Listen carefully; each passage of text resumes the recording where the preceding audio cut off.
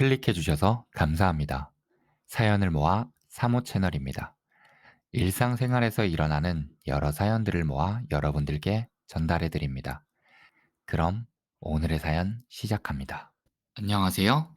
아들 셋을 키우고 있는 50대 주부입니다. 언제나 내 편일 것 같았던 사람은 오히려 적이 되고, 적이라고 생각했던 사람은 오히려 제 편이 되어준 이야기를 해볼까 합니다. 저희 남편은 예전부터 잘 나가던 사업가였습니다. 고등학교 동창이었던 제 남편은 20살이 되자마자 양말과 속옷을 팔며 장사를 배웠고, 오늘날에는 3개의 공장을 운영하는 일명 사업가입니다. 처음부터 이 남자가 마음에 들어서 옆에 있었던 건 아니지만, 항상 본인이 목표했던 것을 이뤄왔고, 남들 앞에서 그 누구보다 저를 치켜 세워주었기에 그 모습 하나만을 믿고 결혼했던 것 같습니다. 연애할 때에는 사실 그렇게 로맨틱하지 않았습니다. 데이트를 하려고 할 때면 장사를 해야 한다며 저를 만나주지 않았고, 기념일 날에도 중요한 미팅이 생겼다며 저 혼자 약속 장소에 7시간 동안 두었으니깐요. 가끔은 사랑받지 못한다고 느꼈을 때도 있지만, 그럴 때마다 항상 제게 진심 어린 사과와 함께 저를 더 챙겨주려는 모습이 믿음직스러웠습니다. 시간이 지날수록 남편의 사업은 점점 커졌고, 한 달에 한 번씩 만나기도 힘들어져 한동안 고민을 많이 했습니다. 이제는 정말 헤어질 때가 됐구나. 저 사람은 나보다 일이 먼저인 사람이구나 싶은 마음만 가득이었죠. 그렇게 한 달, 2달, 이윽고 반년이 지나가고, 도저히 참을 수 없었던 저는 그의 일터로 찾아가 하소연하듯 불만을 털어놓았습니다. 정말 모든 것을 끝낼 각오로요. 하지만 제 이런 마음이 그저 귀여워 보였던 걸까요? 주변 사람들 시선을 아랑곳하지 않고 크게 웃으며 저를 근처 카페로 안내하더군요. 저는 너무 화가 났습니다. 이런 제 마음도 모르고 뭐가 그렇게 신나서 저렇게 웃고 있는지 아주 속에 불이 날 지경이었습니다. 화가 나 있는 저를 달래주듯 음료를 가져오며 싱긋 웃어 보였습니다. 그리고 아무 말 없이 입고 있던 자켓 안에서 작은 상자 하나를 꺼내어 주더군요. 그간 내가 일핑계대고 소홀히 대해서 많이 속상했지. 언젠간 분위기 좋은 레스토랑에서 진지하게 건네주고 싶었는데 이렇게 꺼내줄 거라고는 생각을 못했네. 항상 가슴 품에만 들고 있다가 더 늦기 전에 건네줄게. 정미야, 나랑 결혼해줄래? 예상치 못했던 반응과 상자 안에서 나오는 반지를 보고서는 눈물이 왈칵 나와버렸습니다. 바보같이 미리 이야기해볼 생각도 못한 채 저 혼자 이별을 결심했다는 사실이 너무 부끄러웠습니다. 저희는 그 다음해 4월에 결혼식을 올리게 되었고 결혼 생활을 이어나가게 되었습니다. 금실이 너무 좋았던 탓일까요? 2년 터울로 아이를 셋이나 갖게 되었고 남부러울 것 없이 행복함을 누렸습니다. 몇 년 전까지는 말이죠. 하루는 남편이 체한 사람처럼 얼굴이 창백해져 있는 상태로 집을 들어왔습니다. 걱정되는 마음에 서둘러 겉옷을 받아주고 무슨 일이 있었는지 물어봤습니다. 여보, 무슨 일 있어요?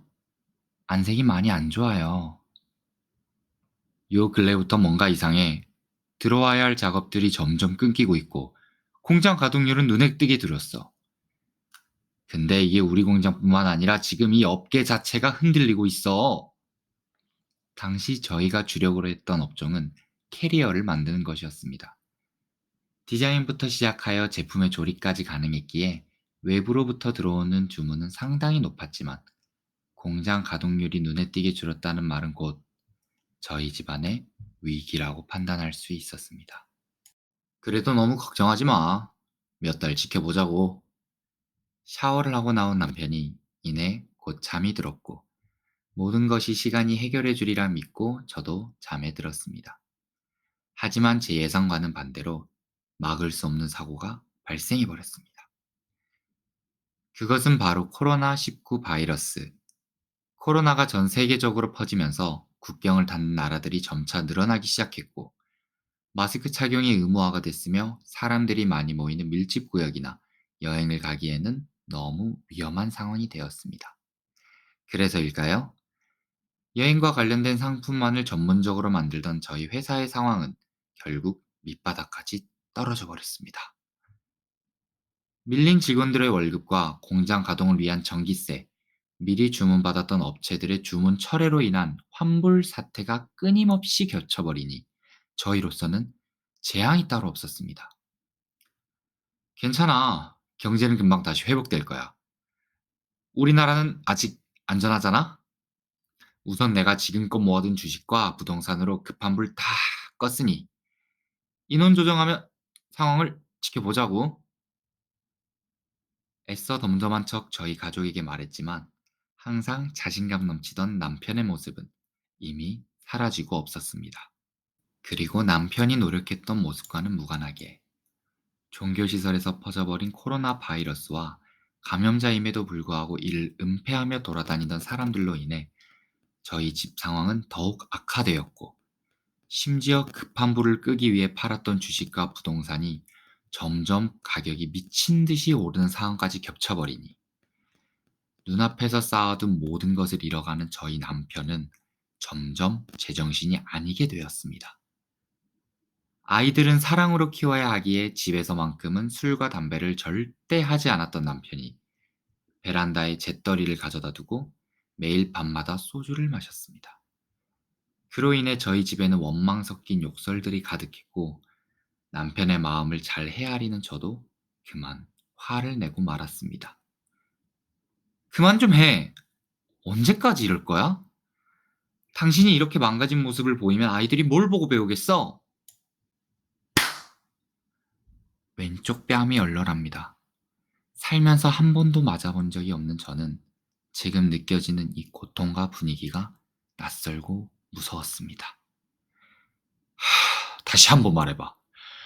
내 돈으로 잘 먹고 잘 살았을 때는 아무 말 없다가 지금 와서 뭐? 망가져? 내가? 팔뚝이 욱신욱신합니다. 생각 이상으로 아팠던 고통에 단 한마디의 반박도 못하고 그 자리에서 눈물만 흘렸습니다. 네가 나한테 지금껏 받아간 돈이 얼만데 이런 상황에서 가만히 있을 수 있어? 아, 그래. 큰고모님.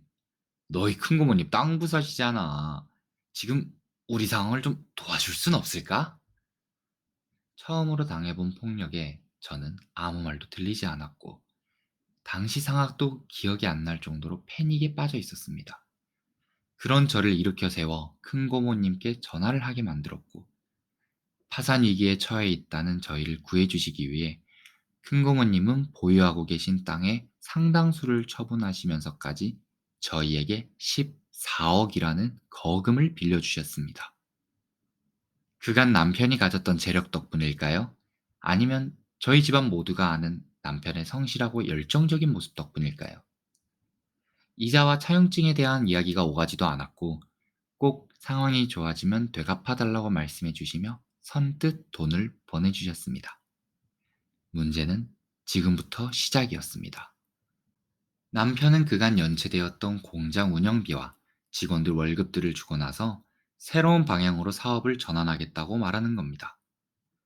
그 당시 하루에 한 번씩은 꼭 써야 했던 마스크를 제조하는 공장으로 탈바꿈하고자 했습니다. 기존에 쌓아왔던 거래처와 경험을 전부 포기하고 난데없이 새로운 사업이라니 정말 터무니없었습니다. 당장은 시기가 좋지 않았으니 차분히 생각을 가다듬고 남편을 말려보았습니다. 여보, 우리 지금은 무언가 새로 시작하기에 안 좋은 상황 아닐까? 이 돈으로 안 좋은 시기가 지나간 다음 그때 새로 시작해보는 건 어떨까? 아, 제 머리를 한 대 쥐어받고는 담배를 입에 물며 남편이 말했습니다. 내가 한번 미끄러진 거 가지고 아주 우습지? 흐름에 따라서 돈 벌 생각을 해야지 언제 끝날지도 모르는 전염병 때문에 내가 마이너스를 계속 겪어야 돼? 내가 알아서 결정하는 거야. 당신은 언제나처럼 입 다물고 있어. 알았어? 이제는 익숙해진 폭력에 놀랍지도 않았고 시간이 지날수록 제 몸에는 멍자국만 늘어갔습니다. 그래도 아이들에게까지는 손찌검을 하지 않았기에 나만 참으면 된다 생각하고 버티고 또 버텼습니다. 마스크 사업에 뛰어든 남편은 결혼 전과 마찬가지로 점점 얼굴 보기 힘들어지기 시작했습니다. 다만 그때와는 다른 점이 몇 가지 생겼죠. 만남이 없어도 안부 연락을 꼬박꼬박 해주던 남편은 이제 제 전화를 무시해버리고 접대를 위해 술집과 노래방을 오고 갔으며 집이 아닌 호텔에서 잠을 자는 경우가 점점 늘어나기 시작했습니다. 하지만 남편이 집에 들어오기만 하면 제 몸은 성한 곳이 없었기에 오히려 다행이라는 생각도 들었습니다. 그렇게 부부 사이가 멀어지고 점차 서로에게 무관심해져 갈 때쯤 한편의 우편을 받게 되었습니다. 그것은 처음 들어보는 대부업체의 이름과 함께 남편 이름으로 수억 원 상당의 빚이 있음을 알리는 내용과 원금 상환을 위한 독촉장이었습니다. 어안이 벙벙해지는 상황에 남편에게 전화를 걸었고 전화기가 꺼져 있자 저는 곧장 남편의 공장으로 찾아갔습니다. 그런데 이게 무슨 상황일까요? 항상 밤낮으로 불이 켜져 있어야 할 공장은 입구부터 막혀 있었고 항상 밝은 웃음을 보이시던 경비원께서는 저를 죽일 듯한 눈빛으로 가로막았었습니다. 멈춰! 멈추라고! 다급한 목소리에 저는 차에서 내려 경비원께 정중히 인사를 드렸고 그간 근황에 대해 여쭤봤습니다. 1년 전 당신네들 공장 망하고 나서부터 하나둘씩 공장을 떠났잖아. 그걸 몰라서 물어?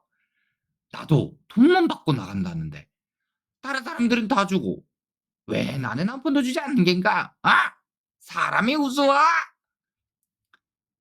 우선 경비원을 진정시키고 밀려있던 임금을 제 사비로 계좌이체를 해드린 다음에야 정확한 상황을 들을 수 있게 되었습니다. 당신네 남편 그 무당 만나고 나서부터 제정신 아니었어. 그렇습니다. 내용을 요약하자면 남편은 코로나로 인해 힘들었던 시기에 지인의 추천으로 한 무당을 소개받게 되었고 그 무당의 말에 따라 회사의 운영을 위해 수많은 돈과 시간을 썼던 것입니다. 하루는 그 무당을 회사에 데려오고서는 모든 직원을 불러 세웠지.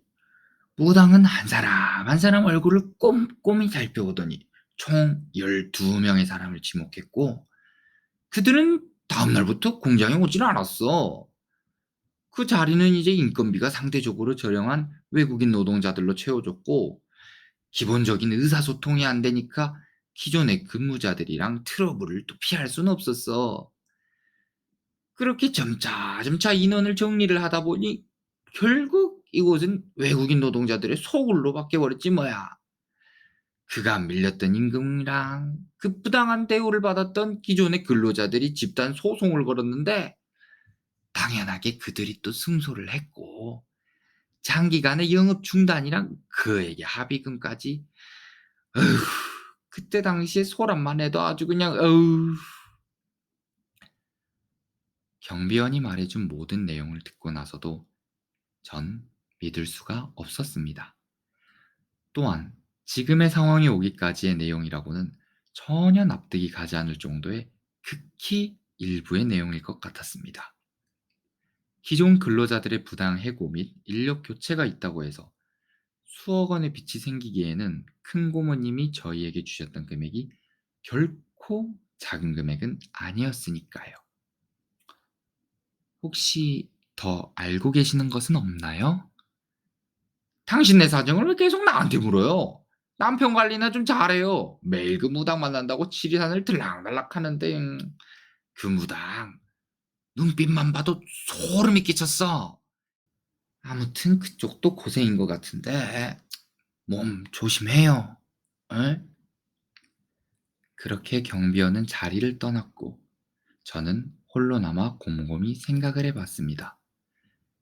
새로운 사업을 시작하지 않았을 뿐더러 공장도 운영하지 않았고 집에도 들어오지 않은 남편이 과연 어디에 있을까?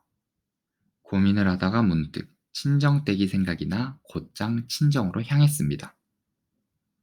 역시 예상대로 남편은 휴대폰을 내버려 둔 채 TV를 보고 있었고 늦은 시간에 찾아온 저를 친정 가족들이 반기는 분위기는 아니었습니다. 어머마, 무슨 일이길래 연락도 없이 이렇게 불쑥 찾아온 게냐? 시어머님의 퉁명스러운 말을 시작으로 그간 모든 상황을 털어놓았습니다. 하지만 이미 모든 것을 알고 계셨던 친정 가족들은 오히려 저를 꾸짖기 시작했습니다. 그래서 이 시간에 연락도 없이 친정을 찾아온 이유가 남편이 돈 떼갈까 그런 게냐? 아니요, 어머님, 그게 아니라. 아니긴 뭘 아니야. 우리 태영이는 말이요. 너 가진 거 하나 없을 때에도 가족만 바라보고 죽기 살기로 일했던 애요. 근데 지금 가정이 휘청거린다고 눈에 불을 켜고 찾아들어? 막말로. 너희 집안에서도 태영이 보고 잘해보라고 돈 빌려주는 거 아니여? 돈을 빌려준 대가로 이자를 받기로 했나? 차용증을 썼나? 아무것도 아니잖아. 결과가 어찌됐든 노력했다는 사실은 변함없는 것인데 그것도 모르고 옆에 내나는 것이 너무나도 황당했습니다. 한두 푼도 아니고 자그마치 14억이라는 돈을 빌려가 놓고 이런 식으로 적반하장이라니. 아무리 저희 가정을 위해 받은 돈이라고는 하지만 상식적으로 돌려드리는 게 맞다고 생각하는 게 정상 아닌가요? 또한 그간 돈이 어떻게 됐는지, 왜 지금까지도 계속 빚이 쌓여가고 있는지 정도는 저도 알 권리가 있지 않나, 그렇게 생각해서 당당하게 말씀드렸습니다.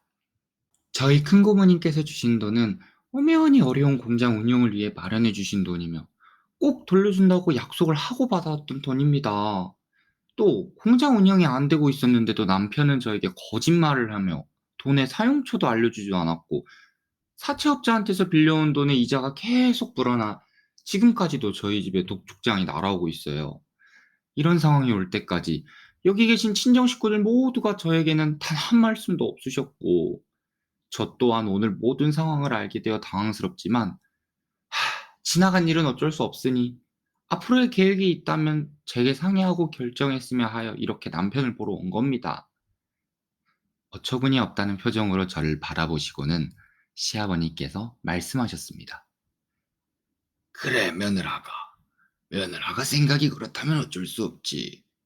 하지만 어쩌겠나. 지금 당장 그 돈을 어떻게 썼는지가 중요한 것이 아니고 그 돈을 메꾸는 게 급한 건데. 이런 식으로 말한다고 어디 14억이 떡하니 나오는 것도 아니지 않나? 우리가 뭘 어떻게 해줬으면 하나? 말문이 막혔습니다. 지금 이런 상황에서 그들이 저에게 무엇을 해줄 수 있을까요? 하다못해 1년을 넘게 저를 속여왔던 남편에게 그 어떠한 기대감도 들지 않았습니다. 오히려 지금껏 그 사실들을 묵인해온 친정에게도 배신감만 들 뿐이었습니다. 눈살을 찌푸리며 머리를 싸매고 있는 저를 쳐다보시며 시어머니는 말을 이어나가셨습니다. 오늘은 늦었으니 그만하자꾸나. 자고 일어나서 천천히 이야기를 해보자. 시간은 어느덧 새벽 1시를 넘었고 하는 수 없이 친정에서 잠을 청했습니다. 전날 너무 무리했던 탓인지 정오가 되어서야 눈을 떴고 너무 늦잠을 잔 게 아닌가 싶어 허둥지둥 큰 방으로 나갔습니다. 그런데 이게 무슨 상황일까요? 그 어떠한 인기척도 느껴지지 않았을 뿐더러 어제와는 달리 집이 썰렁하고 휑하다는 느낌을 받았습니다.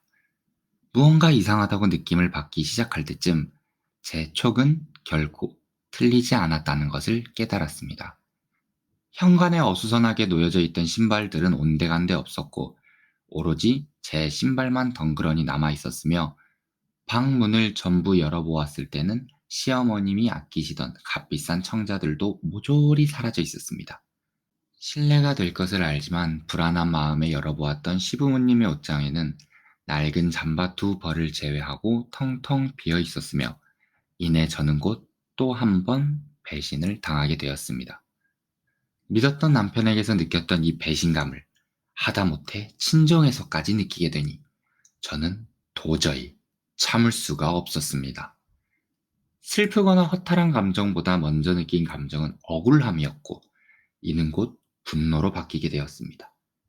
하루아침에 가족이 단체로 야반 도주라니. 제가 얼마나 만만하게 보였던 걸까요? 이제는 더 이상 물러설 곳도 없다 생각하여 아이들을 데리고 큰 고모님 댁으로 향했습니다.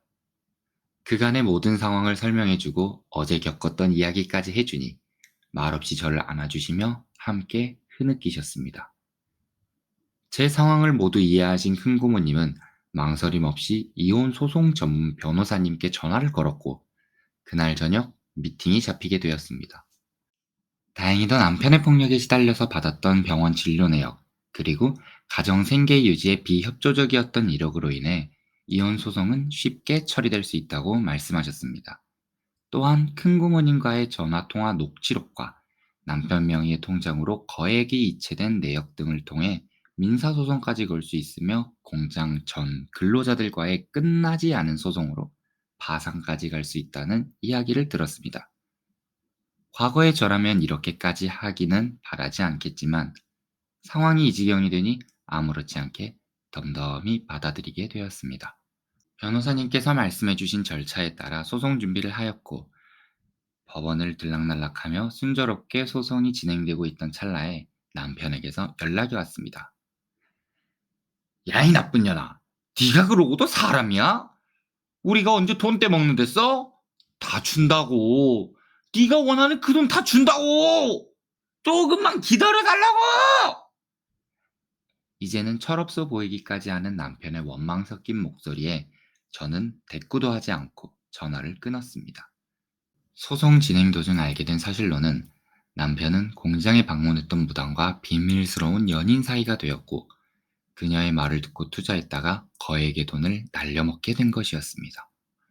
손해를 본 돈을 메꾸고자 앉았던 사설 도박판에서 미천이 전부 드러나자 3금융권을 통해 말도 안 되는 금리로 사채를 뒤집었었고 무리해서 돈을 빌린 결과 결국 돌이킬 수 없는 실수를 저질러 버린 것입니다. 이제는 한심하기까지 한 남편의 실체에 더는 놀라지 않았고 그저 제 사람들에게 피해가지 않을 결론이 났으면 좋겠다고 느껴졌습니다. 물론 여러 차례 친정 가족들에게 전화가 왔지만 저는 단 한 통도 받지 않았고 3년이란 시간이 흘러 결국 법정 판결이 내려졌습니다. 거액의 금액이 비록 차용증과 같은 물질적 증거 없이 거래가 이루어졌으나 가족 간의 금전적 거래에서 확답을 받고 송금이 이루어졌던 내용, 그 돈을 생계 유지를 위해 사용한 것보다 독단적으로 지극히 개인을 위해 사용했던 점, 모든 사실을 은폐하고 돈을 갚으려고 적극적인 노력을 하지 않았다는 점, 사설 도박을 위해 대출을 받았던 점 등으로 인해 남편은 각종 벌금과 징역 5년이라는 실형을 선고받았습니다. 또한 14억이라는 금액의 전액 배상이라는 판결과 함께 위자료 및 공동 명의로 된 재산 분할로 받을 수 있는 돈이 8억, 아이들의 친권과 양육권을 제가 갖기에 매달 양육비까지 받아낼 수 있게 되었습니다. 저희가 살았던 집부터 시작하여 공장 부지와 공장은 경매로 넘어가 매각되었지만 한 사람이 감당할 수 없는 거액이기에 친정 가족들이 여러 차례에 걸쳐 돈을 모아 끝내 모든 돈을 받게 되었습니다. 하지만 마지막으로 배웠던 시어머님과의 만남이 아직까지도 제 판단을 후회하게 만들 때가 있습니다. 그냥 계좌이체로 보내주면 될 돈을 굳이 꼭 만나서 할 이야기가 있다며 저를 불러낸 시어머님의 얼굴에는 예전 같은 혈기가 없었고 어느새 백발의 노인이 되어 있었습니다. 거동이 불편하셔 보행기에 몸을 지탱하여 걸어오시는 시어머님을 부축해드리고 근처 카페에 모셔 그간 이야기를 나누었습니다. 아주버님과 도련님이 원양어선을 타 돈을 마련하였고 그 외 가족들은 밤낮으로 일하며 남편의 출소일까지 돈을 모았다는 이야기를 들었습니다. 하지만 그러고도 남편 이름으로 남은 사채 빚은 이미 불어날 대로 불어났기에 결국 남편은 파산했다는 소식까지 전해 들었습니다. 아들 교육을 잘못해서 이렇게까지 집안이 풍비박산이 될 줄은 몰랐다는 말과 함께 그 많은 돈을 갚기까지 정말 힘드셨다고 하소연을 하더군요. 반갑지 않은 소식과 듣는 와중에도 불편함을 느낄 내용을 들려주고자 저를 이곳까지 불러냈지는 않았을 거라 생각하여 커피 한 모금을 마신 뒤 단도직입적으로 물었습니다. 어머님과 제가 이런 자리에서 편하게 이야기 나눌 사이는 아니라고 생각해요. 이런 푸념을 들으려고 시간 내어 나오지도 않았고요. 굳이 얼굴 보고 하실 이야기라는 게 대체 어떤 건가요? 고개를 푹 숙이시며 들고 오셨던 가방을 쳐다보시고는 이내 멋쩍은 웃음을 보이시며 제 손을 잡으셨습니다. 차가웠습니다. 거칠거칠하고 차가운 손은 마치 한겨울 나무 표면을 만진 듯한 촉감을 연상시켰습니다. 우리 태영이가 어려서부터 이악 물고 돈을 모았던 이유는 못난 아비가 저지른 도박으로 얻은 빚을 갚기 위해서였어. 자식 키우는 입장에서 느끼겠지만 나쁜 버릇만은 안 닮았으면 하는 마음과는 반대로 못난 짓도 많이 하더라고. 언젠가는 이런 큰 사고를 칠 걸 대비하여 그리 엄격히 그 의식했건만 결코 내 뜻대로 되지는 않았어. 이내 제 손을 놓으시고 가져오신 가방을 열어 제 앞에 가져다 놓으셨습니다. 그 안에는 한눈에 봐도 누런 금 24K로 추정되는 골드바가 여러 개 있었고 천에 쌓여져 제대로 보이진 않지만 누가 봐도 보석으로 보이는 형태의 물체가 있었습니다. 시반 양반이 사고 칠 때마다 한 푼, 두 푼 몰래 모았던 돈으로 바꿔뒀어. 어떻게 보면 나도 한 명의 여자로서 남편의 고약한 버릇으로 겪을 불행을 피하기 위해 모았던 돈인 거지. 결과적으로 난 여전히 그 옆에 남아있지만 자네는 이걸로 이제 지난 불행은 다 잊고 다른 남자 만나서 잘 살아. 제가 늦은 밤 친정을 찾아갔을 때 느꼈던 시어머님의 원망 섞인 말은 어쩌면 본인에게 했던 말이 아닌가 생각이 잠시 들었습니다. 남편의 나쁜 버릇으로 인해 흔들리는 마음을 억지로 참아왔던 자신에게 해주고 싶은 말을 저에게 뱉었다고 생각하니 갑자기 눈물이 왈칵 차올랐습니다. 마냥 미워 보이기만 하던 그 시절 시어머님은 그 누구 하나 도움을 주지 않았고 홀로 싸워오셨던 한 명의 여자였던 겁니다. 바로 어제까지도 그토록 미웠던 시어머님의 사정을 듣고 나니 감정을 주체할 수가 없게 되었고 아무 말도 할 수 없었습니다. 우는 모습을 보이기 싫어 가방을 들고 화장실로 급히 향했고 손수건으로 눈물을 닦으며 화장을 고친 뒤 억지로 평정심을 유지하며 자리로 돌아갔습니다.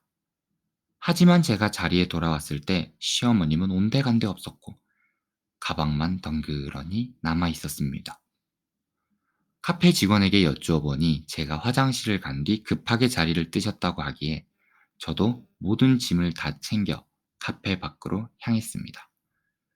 보행기를 이용하실 정도로 거동이 불편하시기에 멀리는 못 갔을 거라 생각하고 서둘러 주변을 둘러보는데 100m 정도 떨어진 횡단보도에서 사람들의 비명소리가 들렸습니다.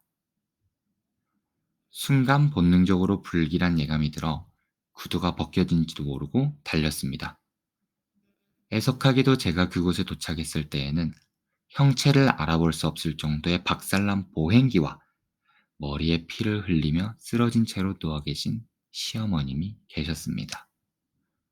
건장한 남성들이 달려가 의식을 확인한 후 심폐소생술을 하였고 그 광경에 저는 충격을 먹어 아무것도 할 수 없었습니다.